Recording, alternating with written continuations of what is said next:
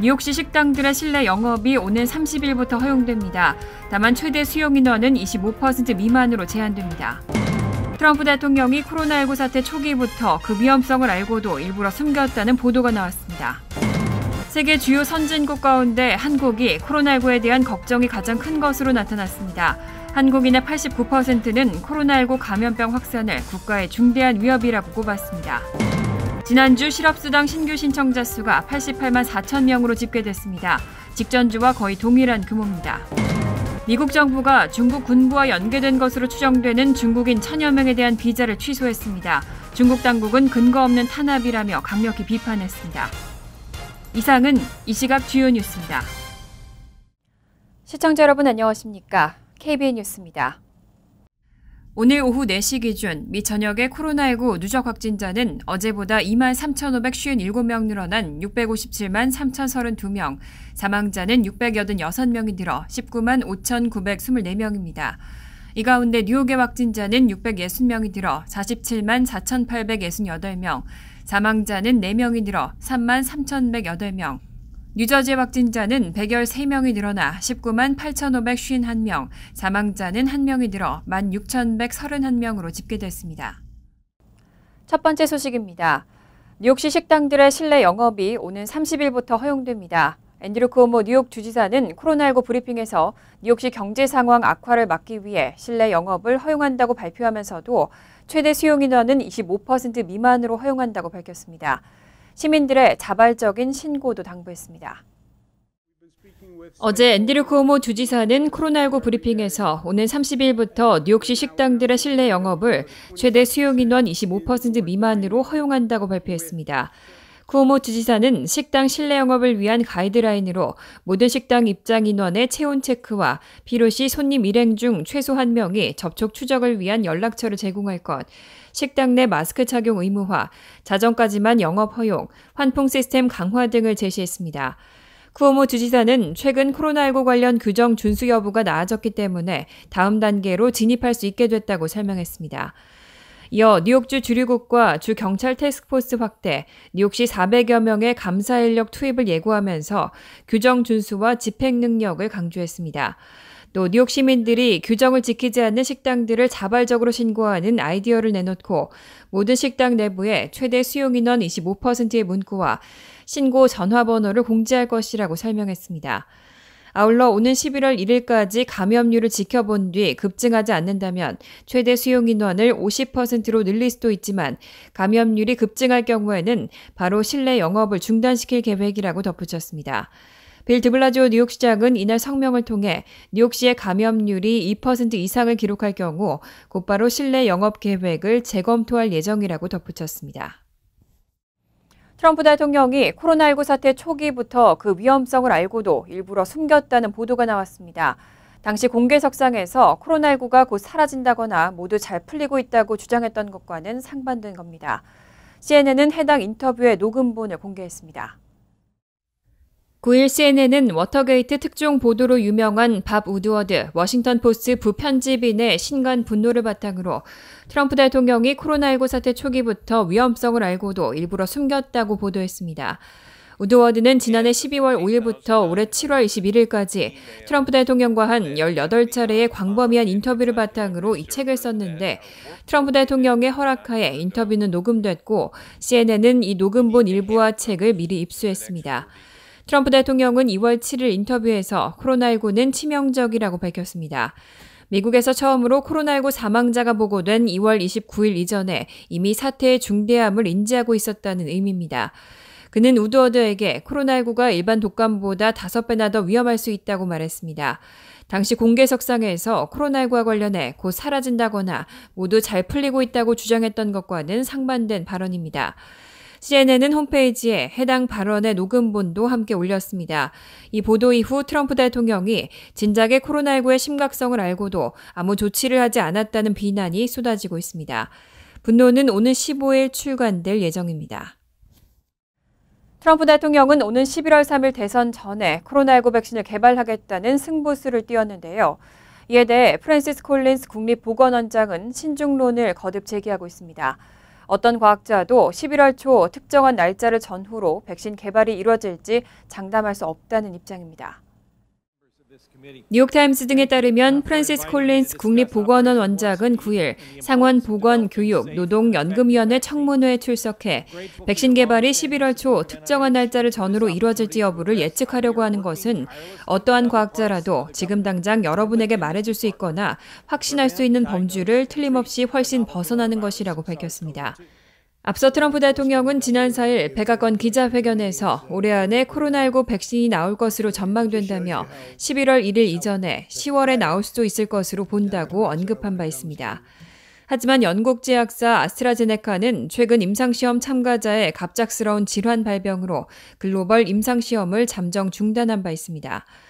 이에 대해 콜린스 원장은 예상치 못한 질환이 단 한 건 발생하더라도 임상시험을 중단하기에 충분하다는 구체적 사례이자 안전 문제에 대해서는 타협할 수 없다는 증거라고 밝혔습니다. 뉴욕타임즈는 콜린스 원장이 이날 안전하고 효과적이지 않다면 백신이 대중에게 유통되지 않을 것이라는 점을 되풀이하고 상원 의원들 및 대중을 안심시키려고 했다고 전했습니다. 콜린스 원장은 또 안전하고 효과적인 백신이 연내에 나올 것이라는 데에 신중한 낙관주의를 견지하고 있다면서도 그 역시 추측이라고 말했습니다. 세계 주요 선진국 가운데 한국이 코로나19에 대한 걱정이 가장 큰 것으로 나타났습니다. 한국인의 89%는 코로나19 감염병 확산을 국가의 중대한 위협이라고 꼽았습니다. 반면에 유럽 8개국은 여전히 기후변화를 가장 큰 위협이라고 대답했습니다. 9일 여론조사 업체 퓨 리서치 센터에 따르면 한국과 미국, 독일과 영국, 일본 등 14개국 국민 14,276명을 대상으로 한 조사 결과 한국인의 89%가 감염병 확산을 국가의 중대한 위협으로 꼽았습니다. 이는 14개국 중 가장 높은 비율로 일본의 88%, 미국 78%, 영국 74%가 그 뒤를 이었습니다. 퓨 리서치 센터는 감염병 확산 외에도 기후변화와 테러, 해외 사이버 공격, 핵무기 확산, 세계 경제 상태와 빈곤, 국가나 민족 간의 오랜 갈등, 대규모 이주 등 9개 항목에 대해 각국 국민이 얼마나 큰 위협이라고 생각하는지 매년 추적 조사하고 있습니다. 이 중 한국은 감염병을 비롯해 해외 사이버 공격의 83%, 글로벌 경기 83%, 국가나 민족 간 갈등 71%, 대규모 난민 이주 52% 등을 중대한 위협으로 보는 비율이 14개국 중 가장 높았습니다. 다만 유럽을 중심으로 한 8개국의 가장 큰 걱정거리는 기후변화였습니다. 벨기에와 프랑스, 이탈리아와 네덜란드, 스페인과 스웨덴, 캐나다는 코로나19로 큰 인명피해가 발생했지만 여전히 기후변화를 가장 큰 위협으로 꼽았습니다. 퓨 리서치 센터는 정부가 유행병에 잘 대응하지 못하고 있다고 생각하는 국민들이 주로 전염병 확산을 주요 위협으로 보지 않을 가능성이 높다고 지적했습니다. 지난주 실업수당 신규 신청자 수가 88만 4천 명으로 집계됐습니다. 직전주와 거의 동일한 규모로 실업수당 신규 신청자가 100만 명 밑으로 내려간 건 지난 3월 이후 이번이 세 번째입니다. 지난주 실업수당 신규 신청자 수는 88만 4천 명으로 직전주와 거의 동일한 규모로 집계됐습니다. 신규 실업수당 신청자 수는 지난 3월 이후 폭증 21주째인 8월 초 97만 명을 기록해 처음으로 100만 명 아래로 내려간 후 다시 증가했습니다. 24주째인 8월 말에는 13만 명이 줄어 88만 4천 명으로 두 번째로 100만 명 아래로 내려갔는데 25주째인 지난주에도 이 규모가 그대로 유지된 겁니다. 주간 변동이 없기는 이번이 처음이고 25주 가운데 100만 명 미만으로 내려간 건 세 번째로 미국 경제와 고용시장의 상황이 코로나19 재확산으로 별로 좋지 않게 돌아가고 있다는 반증이라는 분석이 나옵니다.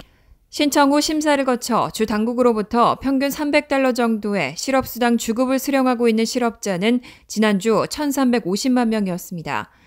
지난주에 발표된 8월 고용 동향에서 미국 사업체들은 한 달 동안 전월에 비해 140만 개의 새 일자리가 순증했습니다.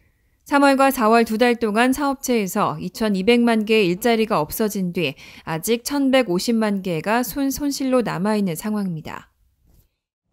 미국과 중국 간의 갈등이 갈수록 격해지고 있습니다. 이런 가운데 미국 정부는 중국 군부와 연계된 것으로 추정되는 중국인 1,000여 명에 대한 비자를 취소한 것으로 나타났습니다. 중국 당국은 근거 없는 탄압이라며 강력히 비판했습니다.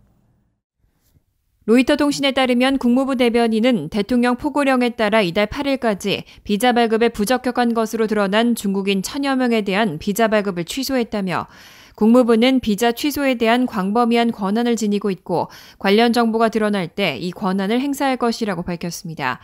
다만 비자 발급이 취소된 중국인의 구체적인 신원에 대해서는 밝히지 않았습니다.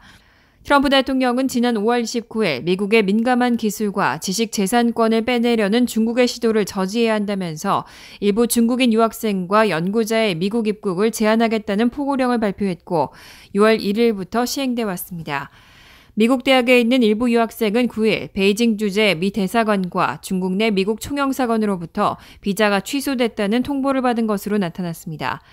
이에 대해 중국 당국은 미 국무부의 조치에 대해 근거 없는 탄압을 중단하라고 강력히 비판했습니다.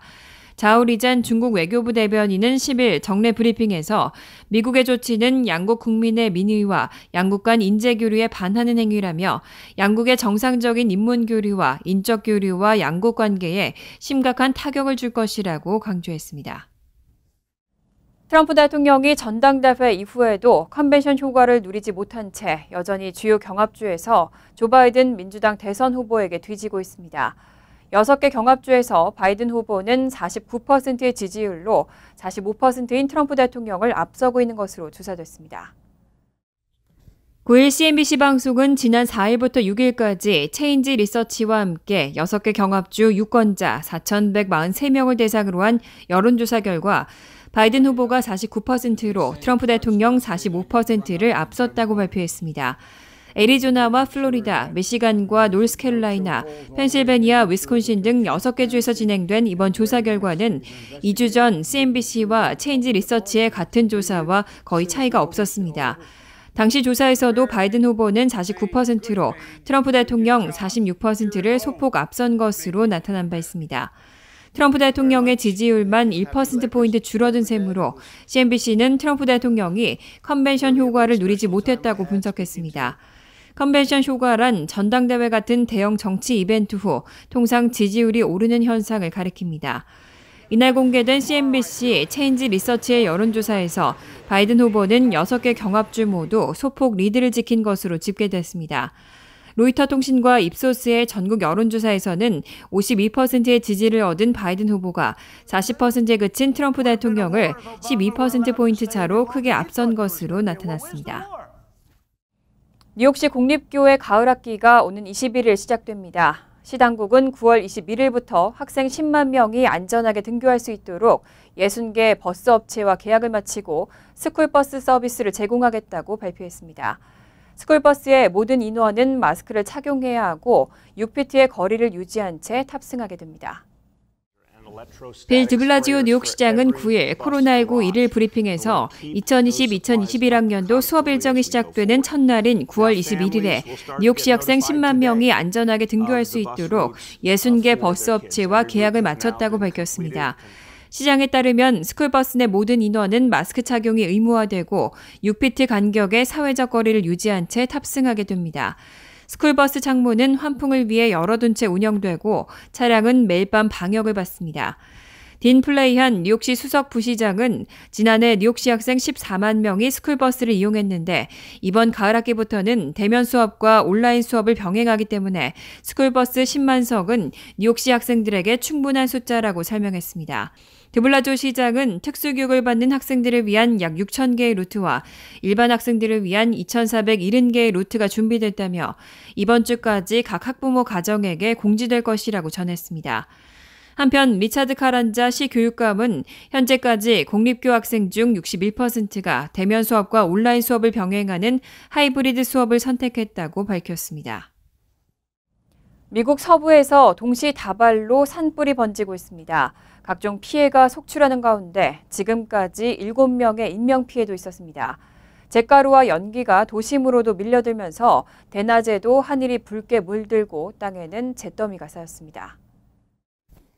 9일 뉴욕타임즈와 CNN 방송 등에 따르면 이날 기준 미 서부 해안가의 워싱턴과 오리건, 캘리포니아 등 3개 주에서 산불로 숨진 희생자가 7명에 달하는 것으로 집계됐습니다. 워싱턴주 북부 오커나건 카운티에서는 한 가족이 불길을 미처 피하지 못해 1살 아기가 숨지고 부모는 심각한 화상을 입었습니다. 오리건주에서는 셀럼 시내 차량에서 2명이 숨진 채 발견된 것을 포함해 3명이 목숨을 잃었고 캘리포니아주에서도 3명의 사망자가 나왔습니다. 전국 합동 화재센터에 따르면 현재 미 서부에서 진행 중인 대형 산불은 85건이 넘는 것으로 집계됐습니다. 특히 산불로 솟구친 연기와 잿가루가 강한 바람을 타고 해안가로 밀려들면서 도심에서까지 잿가루가 흩날리고 대낮에도 하늘이 붉게 물들거나 어둡게 뒤덮이는 현상이 속출하고 있습니다. 캘리포니아주 샌프란시스코 베이 에어리어에서는 산불로 치솟은 연기가 200마일 거리까지 밀려오면서 낮에도 하늘이 붉은색으로 변했습니다. 기상 전문가인 저드슨 존스는 연기와 잿가루가 대기를 뒤엎으면서 햇빛 중 녹색과 청색은 대기를 통과하지 못하고 적색과 황색만 대기를 통과해 땅에 도달하기 때문에 이런 오렌지빛 하늘 현상이 나타난다고 설명했습니다.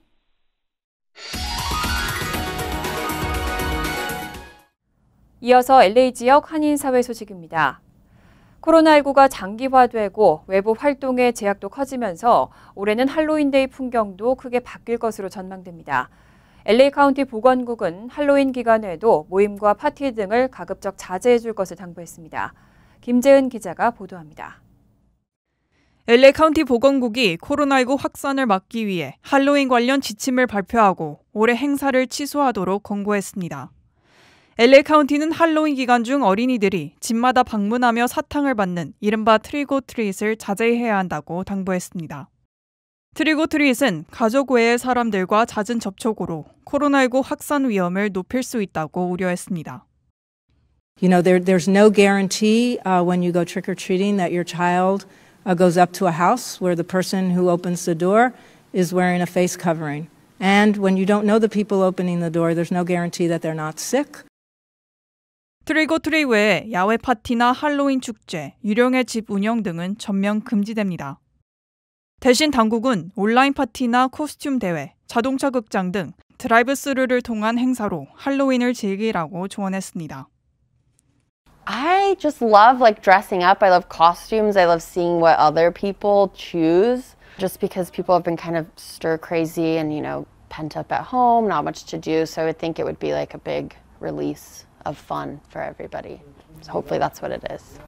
앞서 디즈니랜드와 유니버셜 스튜디오 등 테마파크도 팬데믹을 이유로 일찌감치 할로윈 행사를 취소했고 웨스트 헐리우드시 당국도 매년 개최하는 대규모 할로윈 퍼레이드를 취소했습니다. 반면 해마다 그리피스 팍에서 열렸던 LA 헌티드 헤이라이드는 올해 장소를 포모나 인근으로 옮겨 드라이브인 형식으로 진행됩니다. MBC 뉴스 김재은입니다. LA와 롱비치 항구에서 중국에서 들여온 수십만 달러 상당의 가짜 애플 제품이 적발됐습니다. 가짜 애플 에어팟 2,400개와 위조 충전 케이블 14,220개로 진품으로 치면 65만 달러에 달합니다. 연방 관세 국경보호청에 따르면 지난 7월 2일과 15일 항구에서 가짜 애플 에어팟 2,400개와 위조 충전 케이블 14,220개를 압수했습니다. 제품은 중국에서 온 박스 185개가 담긴 선적에서 발견됐으며 압수품이 모두 진짜일 경우 65만 1,780달러에 달하는 것으로 알려졌습니다. 당국은 확실한 안전검사를 거치지 않은 전자제품은 매우 위험할 수 있다며 특히 합법적이지 않은 출처를 통해 구매한 제품들은 조심해야 한다고 강조했습니다. 간추린 소식입니다. 트럼프 대통령이 시행 중단 명령을 내린 추첨 영주권 프로그램을 당분간 존속시키라는 연방법원의 결정이 나왔습니다. 워싱턴 DC 연방법원의 아미트 미타 판사는 이민 관련 단체들이 트럼프 대통령의 이민 프로그램 중단을 막아달라며 제기한 소송에 대해 지난주 이와 같이 판결했습니다. 연방 국무부는 지난 4월 트럼프 대통령의 명령으로 프로그램의 진행을 중단했지만 이번 법원의 명령으로 비자 발급을 9월 말까지 계속하게 됐습니다. 뉴욕시 선거관리위원회가 9일 우편 부재자 투표 수거함을 공개했습니다. 선관위에 따르면 우편 부재자 투표 수거함은 11월 3일 대통령 선거를 앞두고 실시되는 조기 투표소 1,300곳과 각 보로별 선관위 사무실에 설치됩니다. 우편 부재자 투표를 신청한 유권자는 기표한 부재자 투표용지를 해당 수거함에 넣으면 각 선관위에 전달됩니다. 메트로폴리탄 교통공사가 코로나19를 예방하기 위해 승객들이 붐비는 시간을 피하고 롱아일랜드 레일로드를 이용할 수 있도록 실시간 열차 혼잡도 알림 서비스를 제공합니다. MTA는 8일 스마트폰 롱아일랜드 레일로드 애플리케이션을 통해 열차 혼잡도를 실시간으로 확인할 수 있는 기능을 추가했다고 밝혔습니다. 이 앱에서는 열차 내 승객 혼잡도를 모두 4단계로 나눠 단계별로 제공하고 있습니다. 중부 뉴저지 프리홀드 인근에서 9일 오전 2시께 진도 3.1의 지진이 발생했습니다.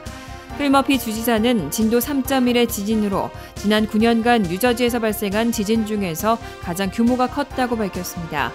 맘머스 카운티 셰리프국은 지진 발생 후 약 30분 동안 주민들의 신고 전화가 125통이나 됐다고 전했습니다. 지진은 퀸즈 일부 지역과 스테튼 아일랜드, 펜실베니아주 벅스 카운티 서쪽 지역에서도 느껴진 것으로 나타났습니다. 환율과 증권 소식입니다.